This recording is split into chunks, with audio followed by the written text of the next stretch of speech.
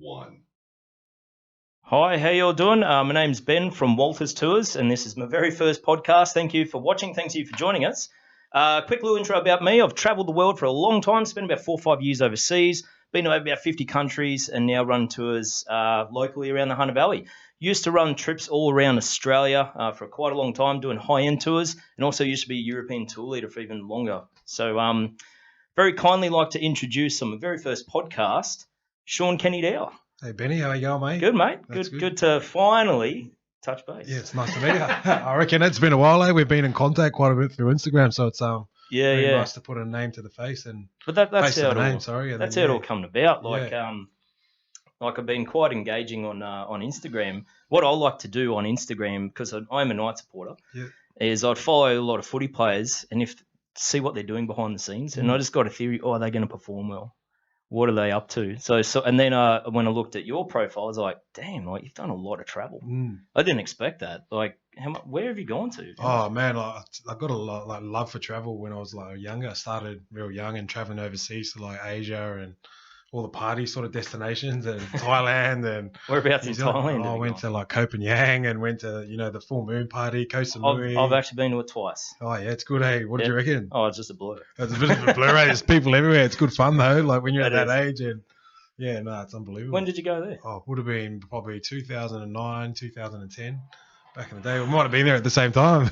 Yeah, I'm trying to think. Yeah, might have been. Yeah, but no, I started traveling, and as I sort of grew older, I probably appreciated it a lot more about what it actually does for you. And I got the bug after that. And every year in the off season, man, I just needed to get away from rugby league and try and I went to Bali probably 5 years consecutively in a row. Then I thought, man, I'm spending all this money, outlaying all this money, and not really getting much diversity, or I'm seeing the same place. So after the 5 years of doing that, I just thought, man, I need to get out and explore the world and see different places. And it's probably started from there. Went around when I was 25, 26.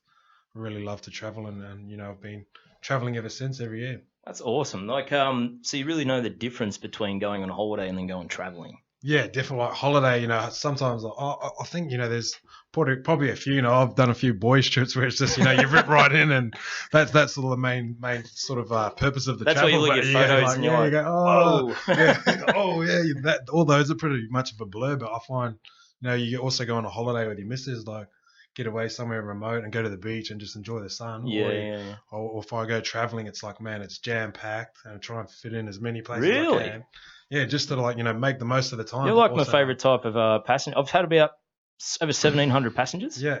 And I've found that people are on there for so many different reasons. Yeah. Some people just want to party all the time. I've been there for a long time. You might want to just concentrate on food.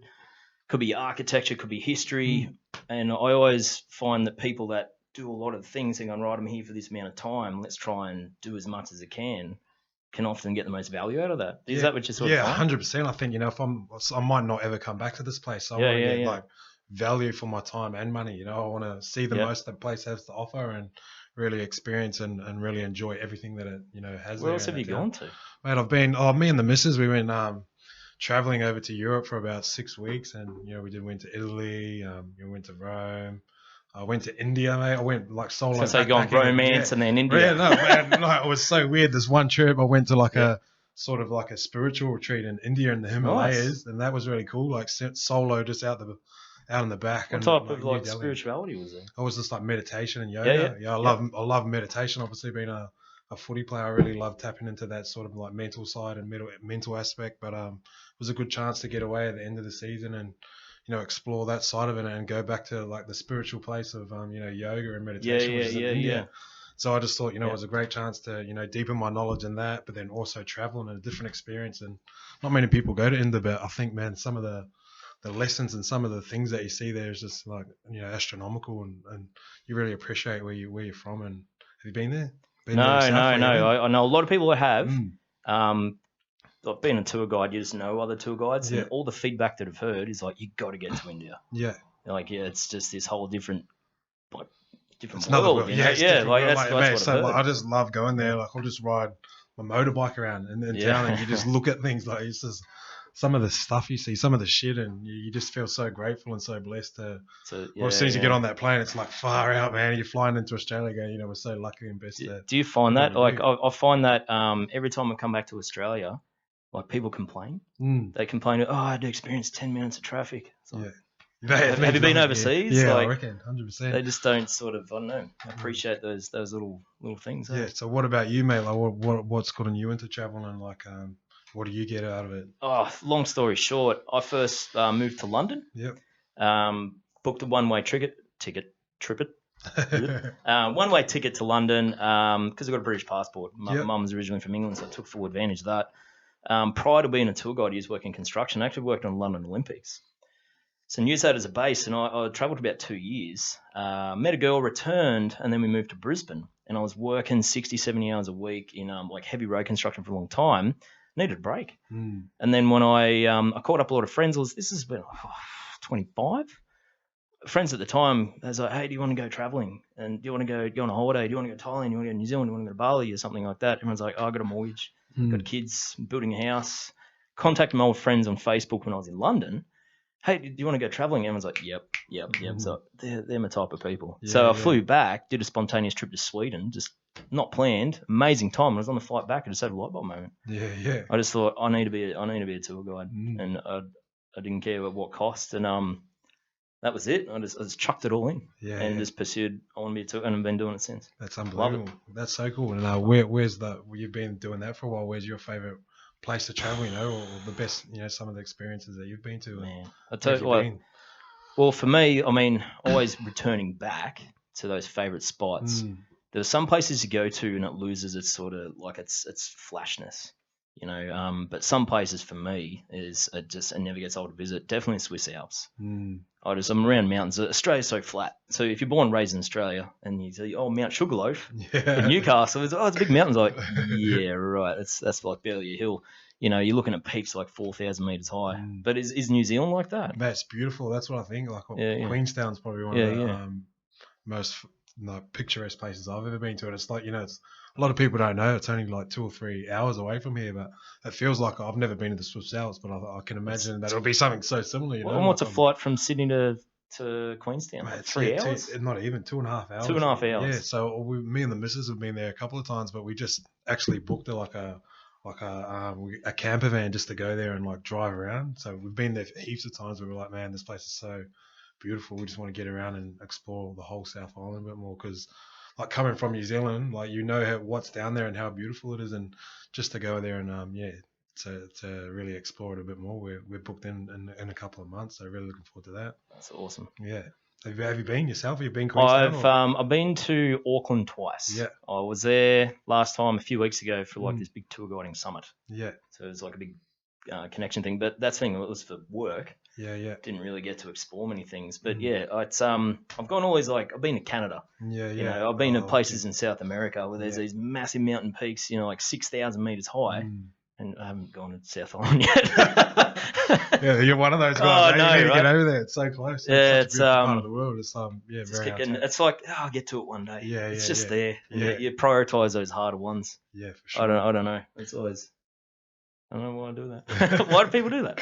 And so, like, how you're a tour guide now. What's the benefits out of because I don't know, when I've gone, like, I've just gone, man, I don't really have a plan, but I just go with the flow. And then sometimes I think, that's the best. It just seems to work out.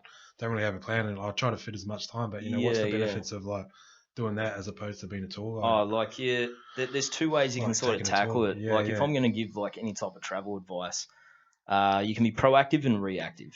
So I'll recommend do your homework. And I've learned this the hard way, because the first time I went to England, I just winged it. I don't want to plan, and I spent so much money. I was just like, and at the time, like the Australian dollar was not strong against the pound. It was like a third, and my money just went so quick. Don't want to do that again. So, but if you're going for like 2-3 weeks, do your homework. Find these places out, but it could pour rain. Or you could meet someone really cool, or something comes about on the spot. But that's the reactive part. You know what I mean? So you go, okay, we're just going to continue doing this. Don't realize it's going to be such an impactful moment. But if it pours down rain, you go, okay, we've got all these plan Bs and Cs we could do. That's probably my best trip. But Oh man, I just yeah, felt like the times that I haven't planned anything, sometimes I feel that's where the most joy comes from. that's Yeah, yeah, you know, yeah, I feel like when you take that step or you get outside your comfort zone, you don't really know where you're going. That's when you meet someone, or it's totally. like serendipity. It's like Yeah, they put someone in your place that's in there at that right exact moment. You're on the sort of the same travel path, and you go, hundred mate. You end percent, up going to all these different places, and hundred you meet percent. different people from all over the world. And I find Yeah, even that for me too. You know, I really enjoy that part of getting outside my comfort zone. Not like being Shaun Kenny-Dowall, the rugby league player, but just a Neville Nobody over in an Indian hostel, yeah, and really yeah. enjoying that side of just meeting different people. And So you yeah, go to. So I was fascinated by this. I mean, as a footy player, I would imagine you'd be staying in hotels. You want to be pretty refreshed, pretty quiet prior to the game. yeah. I'd imagine like the Sydney Roosters or the Newcastle Knights don't put you in hostels the night before a match, do they? No, not unfortunately not. But No. I mean, so when you go traveling, you'd rough it. Yeah, 100%. I think Yeah, right. that's part of the fun for. Yeah, Oh, yeah, yeah. it depends. That sometimes it depends on the place. Where it is. If it's a really beautiful place, we went to Santorini and we thought, this is a really beautiful place. It's worth spending that little bit extra. Or, if Yeah, we've had a yeah. few big days on the road, it's worth having that like really good night's sleep. And Recharge. so it just depends on how you're Wow. feeling and You're like one of you those just rough it. travelers. Yeah, I love it, man. Just you You really can feel go into it and how you're going. And it's just nice. like But I think, like I said, a lot of planning goes into it as well. So yeah, doing your research about where's the most popular Mm. sort of hostels, and like doing all the homework before you get there as well. Yeah, yeah, yeah. Mm. That is awesome. Yeah. Um, but for those who are at home, because I love talking about travel, and I could talk about this for hours. Just to give a bit of backstory, for those who are basically living on a rock, could you tell me a bit about Shaun Kenny-Dowall, the rugby league player? Yeah, mate. I've probably played rugby league since I was like 4 years of age, and that's all I've ever really done. At this, very young age, I knew I wanted to play sport. I wasn't very good at too many other things, so. But no, I got into like a bit of trouble. But sport was always my saving grace, and I grew up in New Zealand, and yeah, when I was 15, I made the decision that I really want to pursue my career, and Wow. yeah, like it was So a you got young snapped age. up pretty. No, well, I didn't even get snapped up. It was like I was like training, and I got kicked out of this like New Zealand team, and they said we don't want you anymore. You're not good enough. Really? Yeah, and he just goes, mate, we're done with you. So I was 15, and How do you I got to.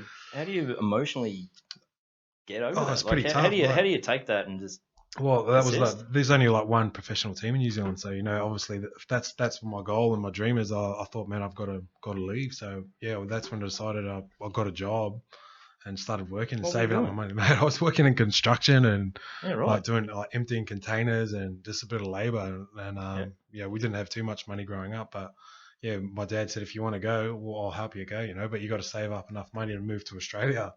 And so we just booked a one-way ticket, and like we ended up staying at a hostel. Actually, No way. yeah, yeah. So that's where the travel bug might have That's started. it There must it have been, is. hey, you just going, yeah, like, I think too, I just took a massive gamble and started following my dreams and just jumped on a plane, 15-year-old kid from New Zealand, and like, look how it's turned out to like Where was it? 13 years. Where was that? Where did It you was in fly? Coogee, yeah, in Coogee backpackers. So So that's where you. that's Wow. wicked, man. Like, I Right. went from like a small little country town, just bang, straight out into Coogee, like out on.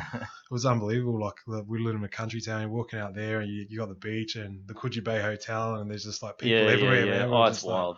well, Yeah. what have we walked into? This place is unbelievable. But like, we were there to play league, and yeah, well, we were so happy that we landed at like in the eastern suburbs of Sydney, and Yep. yeah, we just started playing in the local league, and it sort of just progressed from there, and I Yeah, got right. picked up from the Roosters, and yeah, I've been playing ever since. What do you think the difference was? I mean, like, why did New Zealand say you're not good enough, but the Roosters or in Sydney said you got I something? think too, there's more opportunity here in Sydney. There's 12 teams. Oh, Yeah. not 12, maybe 10 Oh, or something like 7 or that. 8. Yeah, Yeah, 7 or 8 it's teams, all huge. based in I sort think of we're thought, going to push teams out. yeah, So many. I Yeah. know. Well, that's what I was saying. Yeah. Like, I think if I was going to follow this, well, I always believed I was good enough, and yeah, I just want to give myself more of a chance and get really immersed in, rugby league. Australia's, been a dominant force in rugby league for a long time, Yeah. and Yeah. they've always, beat New Zealand teams and growing up, and so I thought, we'll take the jump, Oh, good on yeah, you. follow the dream, and yeah, it all worked out for the best. It's pretty But good. not only that, like correct me if I'm wrong, because I've done my work on Wikipedia. Yeah. You got so much info on Wikipedia, but is it correct? It's like pages of stuff on you, and it's like so. Like starting 2007's when you're into So that, Roosters? yeah, well, like I started like when I first was 16, so I joined like the under 18, sort of under 16, and Yeah. I was there for 2 years. But then when I was 19, that's when I made my professional debut for it was 2007. That's So young.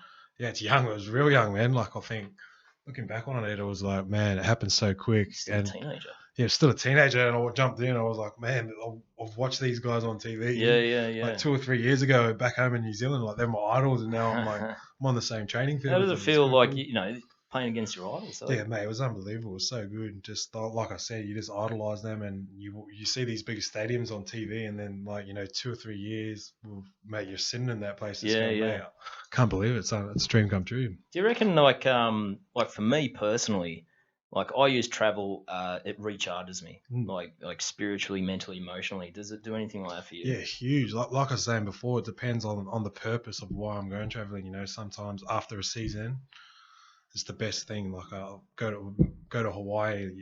You're saying you just like, mate, you fully shut off. You just relax. You're not doing too much. You're at the beach, just relaxing. I find it's just a good way to escape the pressures of NRL. You go to another country.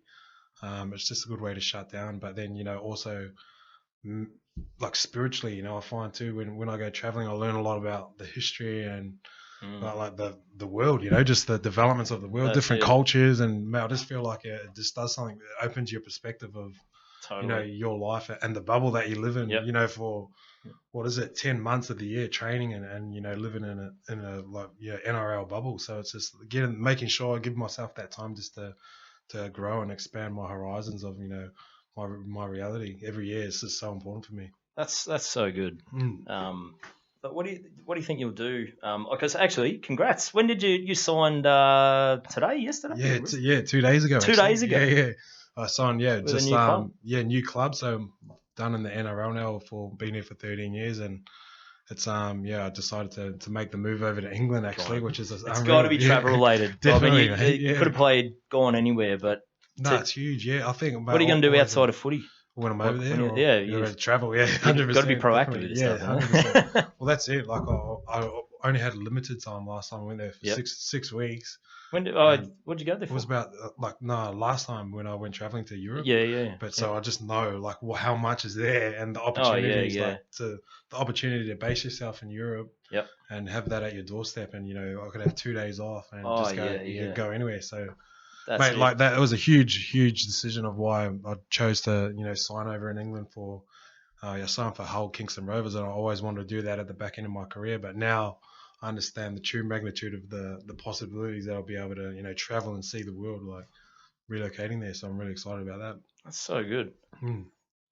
Where's your favourite spot? You got to be googling places now. Like when the season's done. Funny you say that. Like I always wanted to go to the Swiss Alps, so really, I'll probably have a chat to you after this. Where all the spots. I mean, I'm sure I did 4 full seasons as a European tour leader. Yeah. I got to know it pretty well, and that despite spending all this time over there, there's still so much there I haven't gone to. Yeah. It's you go 50 miles down the road and speaking a different language. Yeah. Different history, different culture. Yeah. It's awesome. I just love that part too of like stepping into the unknown. You go into like another country and you don't speak their language, and it's like, man, you have to try and read people's body language, and you can almost like understand like you probably get it a lot with people that don't speak English, but you can try and have a conversation with someone who doesn't speak English, and it's like, man, you're trying to read their what they're trying to say. There's so much international language out there that you just do sort of unconsciously. Body language is or a smile, a wink. We can communicate. What does that mean? You know what I mean? Like just with facial expressions. But if you're going to a nation that they don't really speak too much language, that's the best way. But especially Europe, particularly Western Europe, like certain nations there, they speak fluent English. Like very like Sweden. Like I try to do the nice kind thing and learn some like their language. It's like if you're in France or something, like bonjour. Like just those little 1%ers can go a long way to make like a nice first impression as you're like a guest in their country. But you try them places like the Netherlands, they just laugh at you. Yeah. I've never learned any Dutch. They just all speak fluent English, but this is where it's up to now. Yeah, no, I think too. Like some of them can get a bit defensive, even if you don't have a go. It's like, Yeah, you're in my country, you speak my language, or at least try. That's it. So it's like, sometimes it's reversed because they might be trying to learn English because Mm. it's like now the international language. So if they go, oh, you speak fluent English? No, don't try to learn mine. Can I practice with you? And you're trying to do this other way around, and then it comes straight back at you. Hey, what do you find is the most like popular destination that tourists love to go to?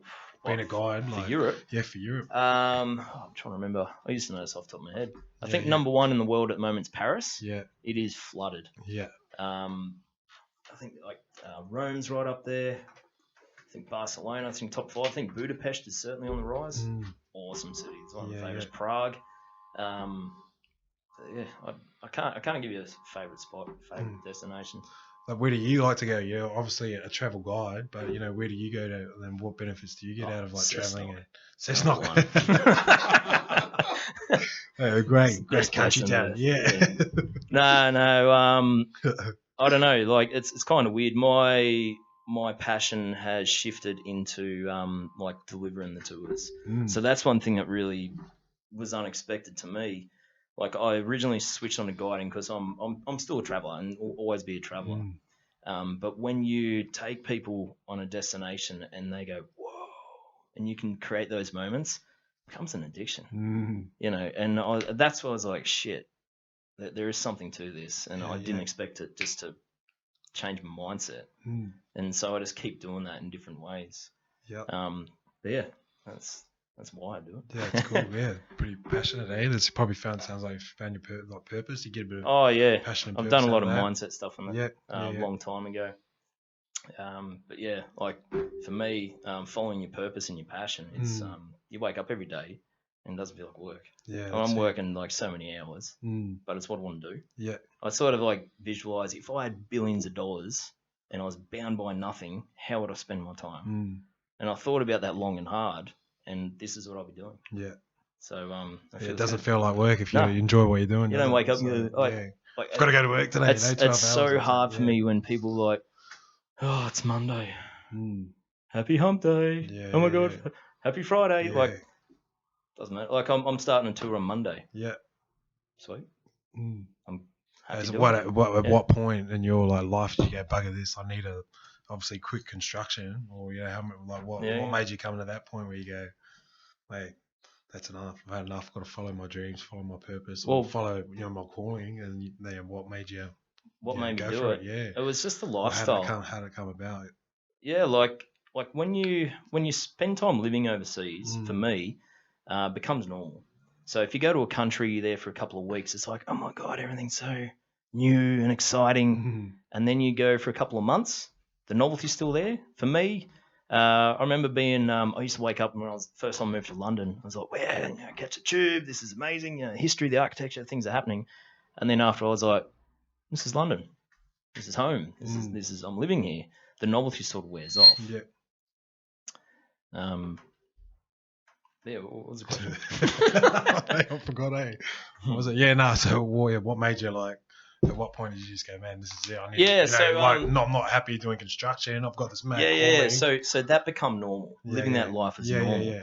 Later returned to Australia, to just do the 9 to 5, so to speak. Had a really nice job. Enjoyed it. Enjoyed many elements to it, but there was always that bit lacking because I've lived that lifestyle. And I thought it was always going to be something that I thought, I'll do this for a year or 2 or 3 years. And no, I don't want to stop. Why stop? I can actually do it sustainably. And that's what I keep doing. I've met a few people traveling. Travel with this Kiwi guy, actually. Hopefully he's watching this. It's got him on Facebook. No, he like so inspired me. He was what's the word? Who's the maestro of an orchestra? Conductor. That's the word. He was a conductor for the Auckland Symphony Orchestra. Okay. That's not a 9 to 5 gig. He then went on to becoming a scuba diving instructor in Indonesia for about 5 years. Not a 9 to 5 sort of lifestyle, but then he wanted to do it sustainably. So later become an architect, so he can work on his computer whilst traveling. I thought you demonstrated to me that it could be done outside. It doesn't have to do a 9 to 5 lifestyle. Not that I'm opposed to it. Yeah. It just wasn't for me. Yeah. And I just thought, how can I do it sustainably? And tour guiding is that. Yeah. You know, I'm about to do a trip around Australia for 16 days, getting income from it. And I thought, fantastic. And why do I need to stop? So now I'm moving towards day tours sustainably. So, you know, one day if I'm married with kids, which I'm not, that could work out. You know, I could come home every day. Have you found that, like traveling, is it like pretty hard to maintain relationships? Oh, yeah, like you said, it's about balance. You know, I've got my core, you know, home sanctuary where I would like to retreat to, and but yeah, like I said, I'm pretty lucky with like footy because you get that 8 weeks off at the end of the season just to go. So you know, we're pretty fortunate in the sense that we get to travel a lot. We go on different places and camps like throughout the year, and where do you go? Oh, mate, it's unbelievable. Some like we used to play for the Roosters, and mate, we went on this like we went on a trip to Dubai. Like we went played a game in England, Oh, and like I've seen mate, that. It was so cool. We stopped I've seen there, that. like Dubai, so it's just like, man. Actually, could you put that image up? I stalked your Facebook, and there was an awesome picture of you. I think it was in Dubai Desert. Oh yeah, Was that that's it? That was it, man. So man, like that. That's in that sense, you know, like that's it, man. Oh, look at that. That was sick.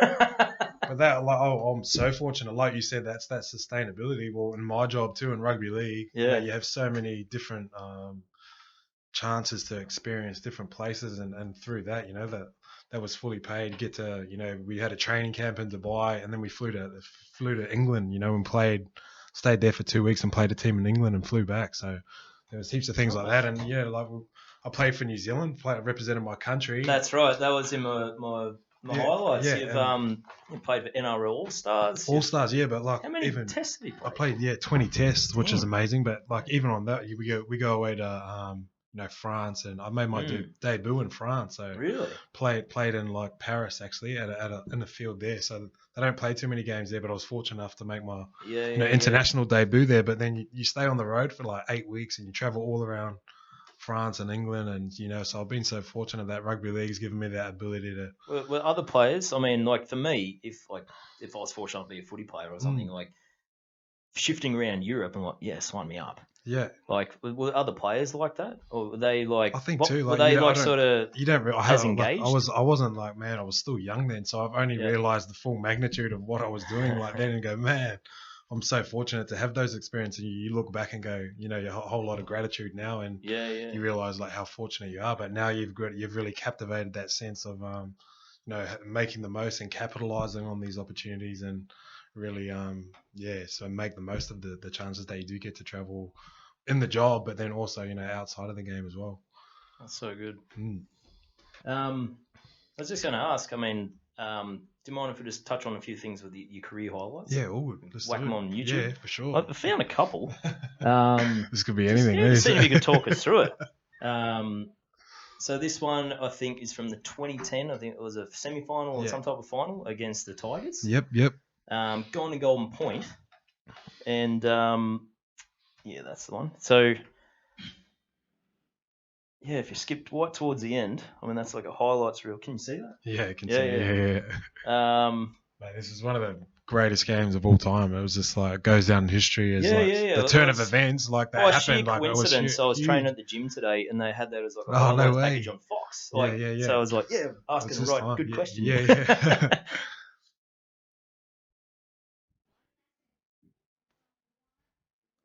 Oh, that's big. It was wicked too, you know, like this week announcing that I was like leaving the NRL. This actually got brought up so much for me this week, just saying like, really, thanks so much for your time in the NRL. I remember that Tigers game, and I have to say it's definitely one of the greatest memories I have of rugby league. You know, it's like it's the time we're at now, and in the semi-finals, it was like, you know, we had to win or we're eliminated. And for it to go down the way that it did, and I think it's like honestly one of the greatest games that we've probably ever seen in the finals. Or talk us through this. Yeah, I was pretty lucky. Just saw he was going to throw the long ball, just landed up in my hand. And it was cool. Like I said, it's under the circumstance, it was pretty amazing try. You look back and go, man, that was pretty special. How's it? How many people was there? Maybe 20, 30,000? Yeah, I think it would have been 30,000 that stadium. Yeah, it was pretty cool. How does it feel? Like, I'll never know what that's like. No, it's pretty amazing, like you said. But when you're out there, it's just like, man, you're so in the zone. But like I said before, when you look back at it now and you understand the magnitude of what you achieved and the games and the moments that you're involved in, it's like, man, you feel pretty privileged. It's pretty amazing. Well, does it get better because you're a Premiership winner for the Roosters in 2013? Yeah, and I think you scored a try. Yeah, we did too, actually. So that was amazing just too. Just see if we can get that one up, Brady. What do we got here? Skip to 23. So it's what, 80,000 maybe? Yeah, 85,000. How many people watching on TV? Huge, yeah, probably millions. It's like one of the highest rating things in Australian television. I know, it was pretty cool. Yeah. Awesome experience, Some people never get this in their careers, so it's like, these are them. Yeah, this is the one. Mate, that team, I have to say, that team was stacked full of like some of the greatest players of all time. So you're playing alongside. Yeah, playing alongside them. All, like same again. Look at that. 80,000 people going nuts. Yeah, no, it was a pretty special moment, that one too. Yeah. On such a big day, and like you said, under the pressure, it doesn't get much better than that. I got one more. One more. Let's go. One more good one. One more good one. Save the best for last here. Go the 2015. Right at the start. So, how many people? Like, that's in Brisbane, so like what, 50,000 people. So is this a final, a semi-final? Oops, it easy. See, there it is. Oh, yeah! Thanks for reminding me of that one too. Nah, then like I wasn't said, always glory. Not always, no way. I think that's life, though, isn't it? You got to put yourself in there, give yourself a chance. It's not always going to go to plan. You're trying to do the right thing, and then bang, straight into Darius's hand. Oh, mate, but it gets better. It gets better. What happened here? Sam Thorday just cleans you up. Yeah, it's not always roses, not always plain sailing. But how do you Yeah, that was it's a massive game, wasn't it? It was a big game, and that's the thing. That's the ebbs and lows of rugby league, and like you have the highs and lows. I remember throwing that pass, just going, "Holy shit, what have I just done?" I was shaking behind the post, going, really? "There's the magnitude." Go, mate, what have I? Oh no! I think it was like the first set, like. Wow. It was crazy, and I had to get over it pretty quickly, like out there, and it didn't go very well for me. Sammy got a shot on me not too long after either, by the looks of it, so it didn't get over it very good. I was doing my homework. I was just typing in names and always like highlights packages scoring all these tries because you're like leading try scorer, like holding records at the Roosters, and so it was highly. And then I was like, found a gem, had to put that in there. A few of those, trust me. You can't always win them all, can you? No, that's right. People expect it, I think too. You got to learn. Yeah, people expect it, but. Yeah. Mate, you can't be perfect all the time, and you got to learn like from those lessons. And I actually feel stronger as a person having gone through those like lows. And you failed, but you failed forward. Yeah, you failed forward, and the next time you're in that position, it's like, man, I'm not gonna throw that ball again. Like shit, it's like. So, but also, subconsciously too, you go stronger. You learn to overcome your emotions, and mate, it takes a long time. Like you do something bad in a game. And man, I would hold on to that for. That sounds like some NLP talk. Yeah, huge, man. I studied that as well. But just being able to let go of the emotions and mate, like if I threw that pass, I wouldn't have I was down in the dumps for 2 weeks after that. Thinking about it. Now if I make a mistake, I know that I'll just have to let it go. Straight away. I guess it's so hard to do. I mean, everyone makes mistakes, and no one's perfect. And for most people, like I'm a regular person. I go to work, and if I will make a mistake again. But how do you make a mistake? And like people, I guess, don't know that intensity of like to make a mistake on TV in front of thousands of people. I wouldn't want your job. No, it's been a process, man. Like earlier on in my career, if I make a mistake, I would compound it like with 2 and 3 in a match. Just because, like, man, I couldn't mentally like have the capability to just switch out of that, and. I would make it worse by negative talk, self-talk, what I was doing in my mind, like what's going on. The negative auto suggestions are going in your brain. Like, it's just like automatic, and that become prevalent. And early on in my career, you'd lose the ball, and then like 3 or 4 times later, it just kept happening. I Wow. wasn't in control of my like I said, my mental. Yeah. It's like law of attraction with energy and Yeah, it huge. just Now, flows, man, I'm huge on like visualization and Yep. meditation and even affirmations. What you tell your Yep. mind and your subconscious. Yep. Is you can create that, and I I think do the same thing. I've been doing a thing called the 5-minute journal. Mm, So you write down positive things that you want to achieve that day. Did you achieve them? And it's a bit of self-love, which can in turn improve. Do you think that improves your game? oh, huge, man. I have goals, but I have life goals. But then every week, like before a game, I'll meditate and visualize. What I want to happen in that game, or what do I see myself when I'm at my best performing, and I'll visualize and feel into the emotions and the feelings of like what that actually feels like. All starts with thought. Yeah, it all starts with thought. Yep. But I'm a firm believer, if you can affirm that and on a regular basis, and you set goals and you visualize and you spend the time and effort in the mental game and put in the effort to work hard towards your goals, and man, shit's gonna happen for you. Like you said, the law of attraction is massive. Oh, it's powerful stuff. What's your favorite book on that one? Oh man, I've read so many. Read heaps. I read the Four Agreements, The Power of Now, all that sort of stuff. Read those. The Celestine Prophecy. Have you read Think and Grow Rich by Napoleon Hill? I have actually, yeah. That's a good one too, isn't it? That blew me away. It's unbelievable. Yeah. What's your favorite book? That's like my Bible. Yeah. I've read that so many times, studied it. It's like that thick with so many post-it notes. I still reread it, learning from it. Yeah. It's huge.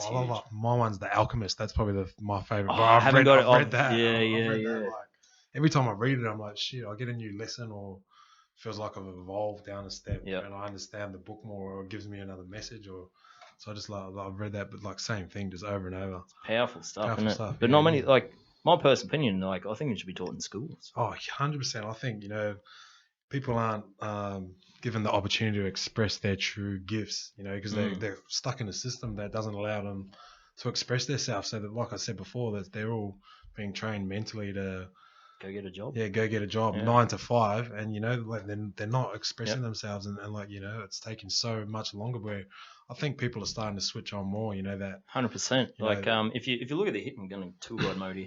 If you look at the history of schools, I think it stems back from the United Kingdom. So when the British eventually colonised Australia, so did the school system. It followed, like tweaked Australian. But ultimately, I mean, look at the hours. It's like start at 9 o'clock, finish about 3. It was around the factory. So when you finish work, you could pick up the kids. So, but you don't really teach mindfulness, or happiness, if only. So it's not great for the economy, is it? Yeah, you don't learn about money in school either. That that was a huge one as well. Financial planning. And like, man, like there's so many different things that we should be learning from a young age. Totally. But I think want to ask you, because backtracking on the footy stuff. So we've just sort of learned that, you eastern suburbs of Sydney, around Coogee, like eastern suburbs of Sydney, some of those wealthiest real estate in Australia. And Roosters were like one of the most dominant clubs, winning a premiership.